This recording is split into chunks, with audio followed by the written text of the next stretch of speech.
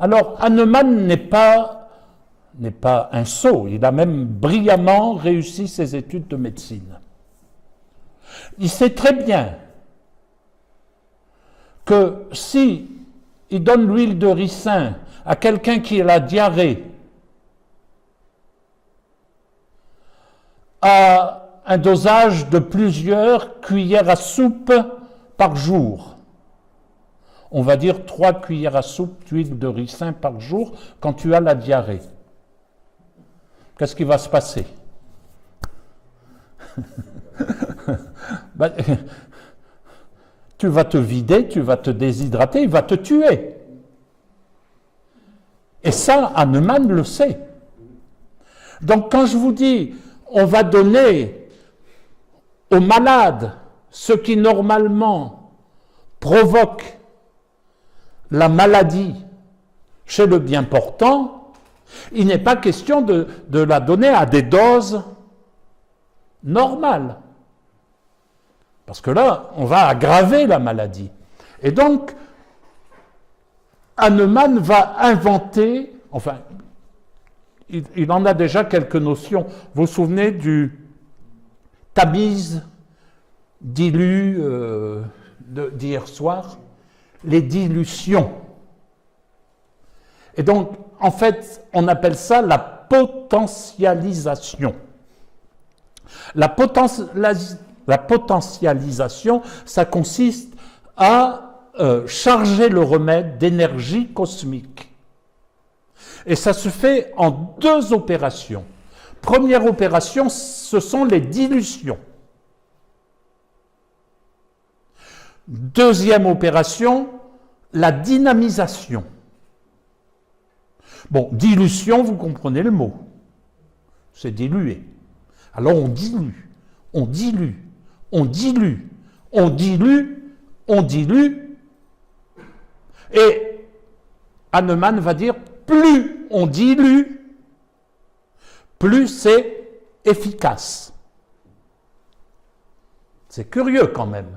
Autrement dit, moins il y a de produits actifs, et mieux ça vaut. Et la dynamisation, ça consiste à charger le remède d'énergie cosmique. Alors, on va entrer dans les détails. Les dilutions. Si vous avez déjà vu un remède homéopathique, sur le flacon ou sur la boîte, vous avez toujours DH suivi d'un chiffre. Alors, ce qu'on me demande souvent quand je donne cette conférence, c'est à quoi on reconnaît un médicament homéopathique. Eh bien, un médicament homéopathique, vous allez le reconnaître parce que dessus, il est marqué soit DH, soit CH, plus un chiffre. Quelquefois, mais c'est beaucoup plus rare, vous avez un K. Alors, je ne sais pas si j'aurai le temps de l'expliquer, mais c'est relativement secondaire. Un K plus un chiffre. Quand vous avez ça sur un emballage, vous prenez un médicament homéopathique. CH, ça veut dire dilution décimale. DH, pardon, ça veut dire dilution. Alors D pour décimale, H pour hahnemannienne. Du fondateur de l'homéopathie qui s'appelait Monsieur Hahnemann. Donc, un DH ou DH1, c'est 0,1. C'est-à-dire que vous avez une part de produit actif pour 10 parts de produits neutres, de l'eau distillée par exemple. C'est-à-dire un verre à vin dans 1 litre d'eau. Ça, c'est la DH1. Alors, quand on a obtenu la DH1, on va recommencer. Donc, à partir de la première dilution, on va recommencer l'opération. Ouais? Ça va? Parfois, on va faire des dilutions centésimales. Alors, c'est-à-dire que là, on ne va plus procéder par dixième, mais par centième. Donc CH, dilution centésimale, hahnemannienne, et bon, c'est 1 centilitre dans 1 litre d'eau. Et puis on recommence. Plus grande est la dilution, je vous le disais, mais je vous le rappelle, plus actif est le remède. Oui. Tu as marqué Hahnemannienne. Pardon, oui, j'ai fait une faute. C'est hahnemannienne. Oui, merci. Oui, il faudra que je corrige. C'est Hahnemann, donc hahnemannienne. Hein. Oui, j'ai sauté un NE après le H. Plus grande est la dilution, plus actif est le remède. En France, la sécurité sociale rembourse jusqu'à CH9. CH9 en dilution, ben voilà ce que c'est.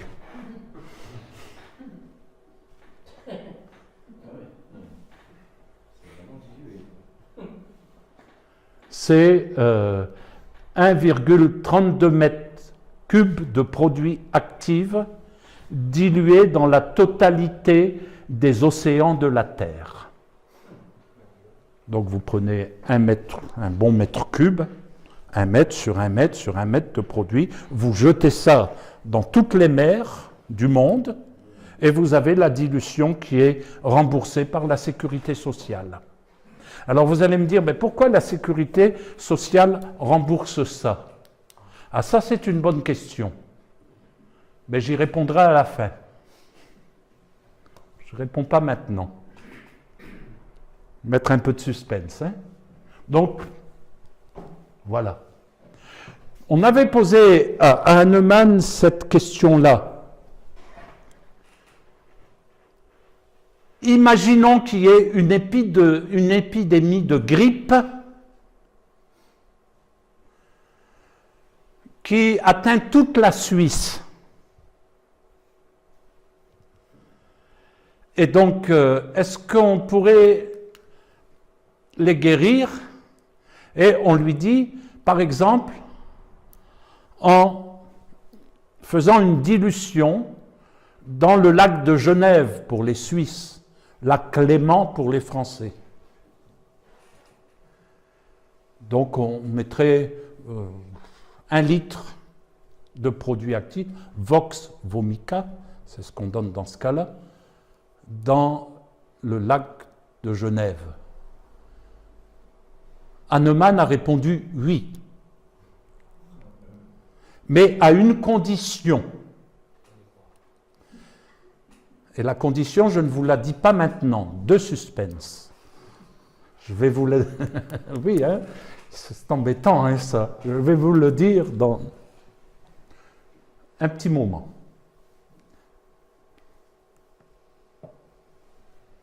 Voilà